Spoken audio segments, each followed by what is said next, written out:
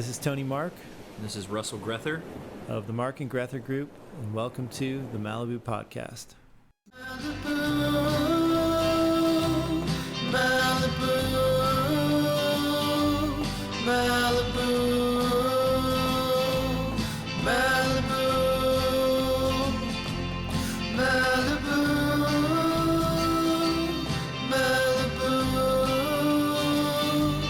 Malibu,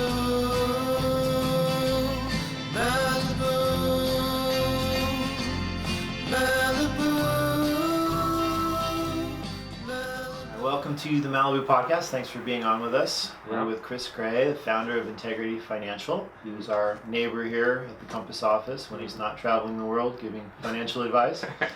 So we wanted to talk to Kris today about 1031 exchanges. Just love to get your ideas on how they're best utilized, what they are for the layman, and what advice you'd give as to when people would most benefit from using them. Okay, excellent. Well, thanks for having me on here, Tony, Russell. Good to be a part of this as a fellow Malibu resident with you here. It's been fun watching the whales go past the office lately. I don't know if you've seen any. I have not seen a whale. Okay. I've been hearing about the whales. Yeah. Okay, 1031. I think that 1031 is a special feature of real estate that probably is one of the main catalysts of why I think real estate is one of the best investments of all time. God bless you. Yeah, well, hold on. Along with private equity. So I'll say, private equity and real estate go neck and neck in my world of, true long-term wealth creation. I hear a siren going by. We're in the middle of the pandemic here, so we're trying to be safe. It's gonna be fine. Yeah. All right. So private equity and real estate are probably my two favorite, and the reason is, private equity represents probably the best performing asset class long term, as long as you're with good private equity managers, Blackstone, KKR, upper quartile, so forth. Real estate can be done by almost anybody, that has good advisors around them. But if you have an appetite for real estate, I think from a long term perspective, contrary to what most financial advisors say, they'll say the three asset classes are stocks, bonds, and cash. I defer. I say it's real estate, stocks, and bonds. Or even more clearly, real estate, equity, and credit. And that could be private or public equity, private or public credit. We would lean more towards private credit because we feel like it's a better risk profile.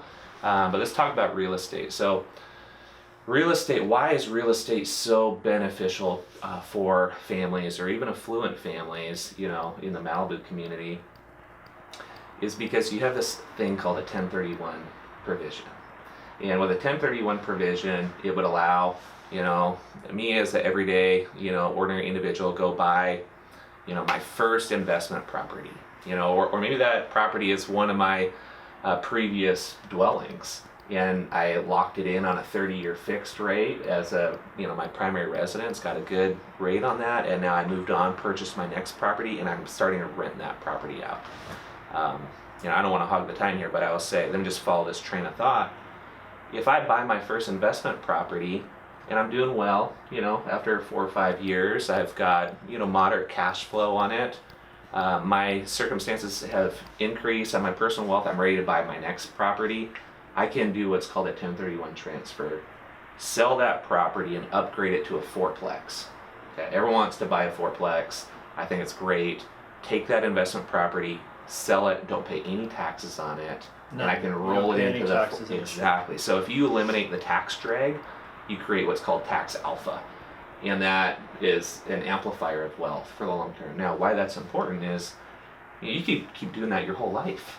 Imagine you go 70 years, of your investing lifetime without paying any tax. Plus, well, I'll get to that in a minute, but you can see the questions coming. Yeah. So how is this possible? This is a tremendously powerful element of real estate investing, is to eliminate the tax drag on that wealth creating vehicle, which, by the way, at death, this is how a lot of wealthy families, retain family wealth, is there's no tax on that at death either, because it's stepped up on the basis. So anyway, that would be just sort of a very 10,000 foot perspective on how that's useful.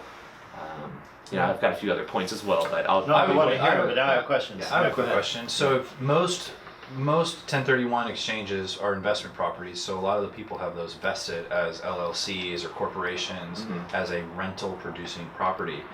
If it's within the family estate, how does it work with the corporations and the family estate tax as a inheritance tax? How does that work? Okay, great question. So oftentimes families will utilize what's called a family LLC or a family LLP, and they'll push all the different corporate interests or real estate assets into that, even investment assets into that blanket family LLC.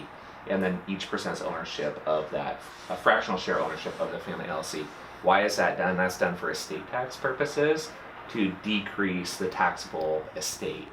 So when I wrap everything into a family LLC as a practitioner for a client, they can take a valuation discount, to the tune of 20, 30, maybe even 40% on that valuation, because it's a minority shareholder position in an entity, number one. And number two, it's a lack of marketability of those equity interests, meaning there's not a broadly based market for that equity to sell to.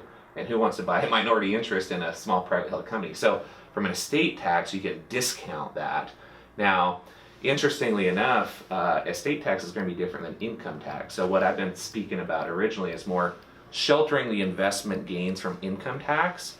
The offsetting question is, okay, but how do we do this from estate tax? Because those are two different taxes, right?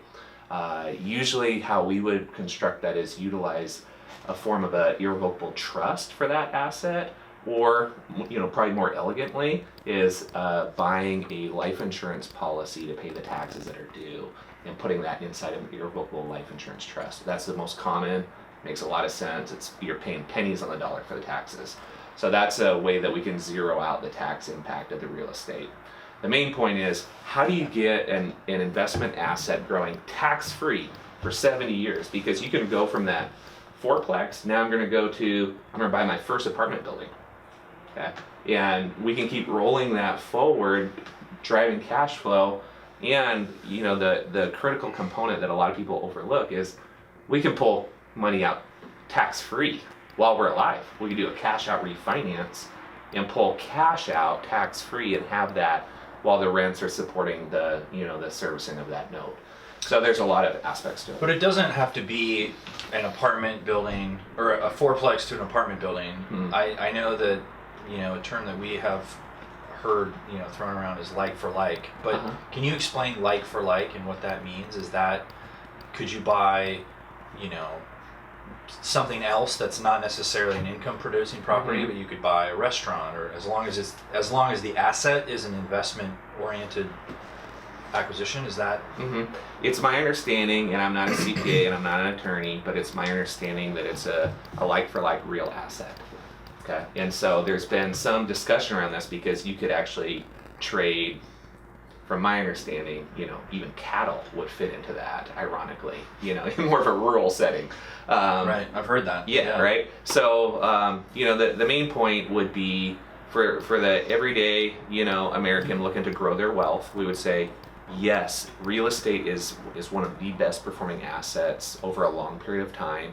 When is it a right time to get in? Well, hopefully you're negotiating a good deal on the purchase price, because that's going to really drive, that part of the real estate equation. But man, long-term real estate is so attractive if you're utilizing the 1031 provisions and having no tax drag, and then pull money out tax-free, step up on the tax basis at death.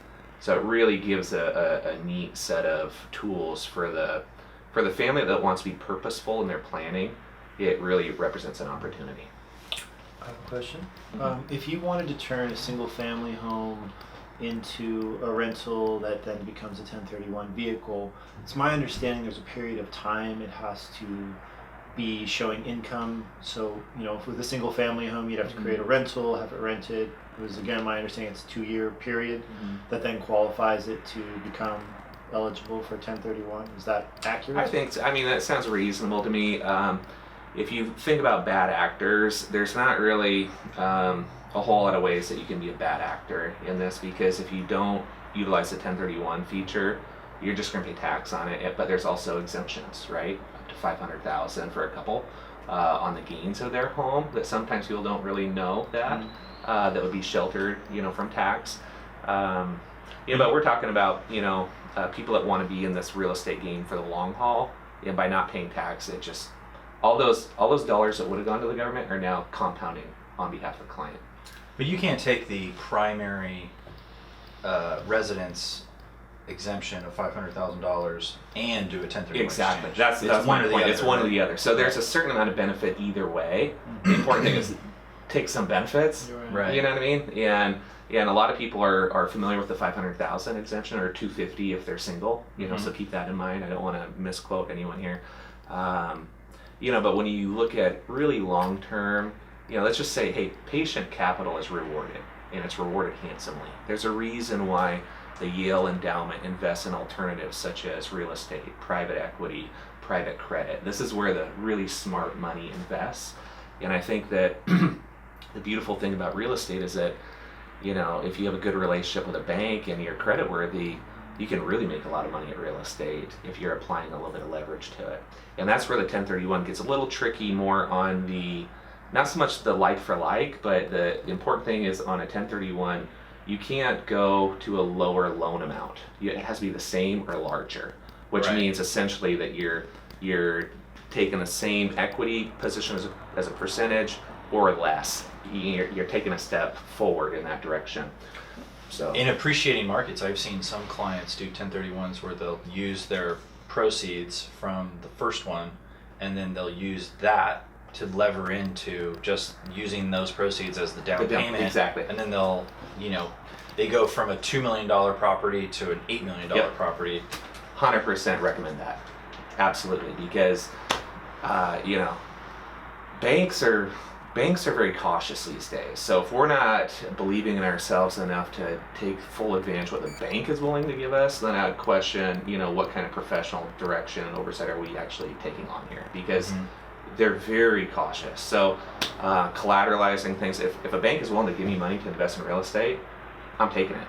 As much as they'll give me, I'm taking it, because I'm paying a lot less on that capital than what I'm going to make on the market price of the home over the long term. I'm getting a compounding effect on the home valuation while I'm getting a simple interest on the loan. I've seen for some of the commercial land properties that we've sold, some of the clients will also just use it as like a shell game where they'll go and get more property, but then they can restart. I don't know how it works exactly, but they'll just restart the depreciation for some of these assets. So they'll just roll the gains into another ranch, and then they'll use the ranch to start over the straight line depreciation. Interesting. Which is Interesting. And I'm not an accountant either, but I would say that, since the 2017 Tax Cut and Jobs Act, that baked in a whole lot of tailwind for real estate professionals. So, common situation, someone inherits some money, they start playing this real estate game, they're involved enough of their time to allocate their time as a real estate professional, technically, even though they're absolutely leaning on professionals like yourselves. And that's a bona fide occupation, in my opinion, because, it takes time and energy to manage properties. And even if you're using professional managers, it still takes oversight and, communication. So I think that, the 1031 is really a golden key to family wealth cross-generationally, but it also must be enhanced with bank leverage and also almost like an injection of liquidity through life insurance. And if you do those two sidecars, then you get exceptional return out of real estate, and that would lift it, in my opinion, maybe slightly above private equity. Without using those sidecars, then it would sit below private equity to me, but I still like it. right. Yeah. Right. And just quickly, we obviously are friends, know each other pretty well, but just for the sake of the podcast, what was your educational background? What do you offer Integrity Financial? And Kris wrote an amazing book. I don't know if you've actually published it, but just in terms of looking at life and finance and well-being and family planning as a whole, it's this whole concept. I'd never really seen anything like that. So I just thought it'd be worth a few minutes just to give your overview on how you approach all these things. Yeah, thank you, Tony. I appreciate your friendship as well, and we've known each other for quite some time here. Yeah, as far as the book goes, it's not out yet. I ended up, I'm doing a doctorate degree at Pepperdine right now, and I felt like the book was almost finished. And I thought, hey, if I do this doctorate degree in business for a couple years, it'll really refine that and stress test it with the very best and brightest minds out there. Now, the thesis project puts me right in the interaction with the very best asset managers in the world, so it's pretty fun. So I'm at Pepperdine. I should be wrapping that up in the next year, and then once I write that dissertation, a book will follow that, most likely more in a layman's terminology, hopefully, that really would be beneficial. My heart would be for children that are coming from affluent families that receiving an inheritance is quite a responsibility, and it can feel very stressful, much like winning the lotto. I know people don't give a lot of sympathy to people that receive money, but trust me, it's a psychological challenge, and I just want to support that next generation, kind of help understand the generational perspectives on that, and really put the money in a subservient place beneath family, beneath health. That's where wealth sits. And if anything highlights that, the coronavirus highlights that, because when we have our family, when we have our health, we've got a lot to be thankful for. Absolutely. Well, where do people find you if they have questions or would like to move assets over for you to manage? Mm-hmm. Great question. I would say, look at our website, integrity.financial. We've launched a whole virtual advising program where it's nationwide. A lot of our clients are in Washington, D.C., Tennessee, Texas, you name it, Washington State, California. And what we found is a lot of benefit in, even during these challenging times, communicate very clearly through video chatting with our clients, screen sharing, showing them what we're doing, helping them project, will I have enough in retirement or not? What does that look like for me? And even a 30-minute conversation like that can go so far. So we have a whole team, 20, 25 people or so, that are standing by ready to help you. And I would say, email Tony or talk to Tony, and I'm sure that you can send them on over, and we'd be more than happy to take care of folks. Even better. Thanks so much for being on the podcast. All Really right. appreciate your time. Thank you. Thank you. This is Justin from the Mark and Grether group. During the coronavirus pandemic, our team is out of the office, but we are still working. And the safety of our community and our clientele is our top priority. That said, we have a few new listings that we wanted to clue in our listeners about, and we're happy to answer questions. And if you head to the markandgrethergroup.com, there's more info on each of these. Our newest listing is 29133 Gray Fox Street. This is in the heart of Point Dume, situated on nearly 3/4 of an acre, and it features beautiful views of the ocean, the South Bay, the Queen's Necklace, and the Santa Monica Mountains. The home itself is 7 bedrooms, 5 baths, and has been completely renovated. It also has the all-important beach key to Little Dume via Riviera 3 on Gray Fox Street. This is being offered at $7,495,000. Another new listing that we wanted to make our listeners aware of is 18964 Pacific Coast Highway. This is located on Las Tunas Beach, just west of Topanga Beach. This beach home has been renovated to perfection. It was redone from the studs up just recently and features 4 bedrooms and 4 baths with never-ending ocean views all the way out to Catalina and beyond. This is being offered at $6,250,000.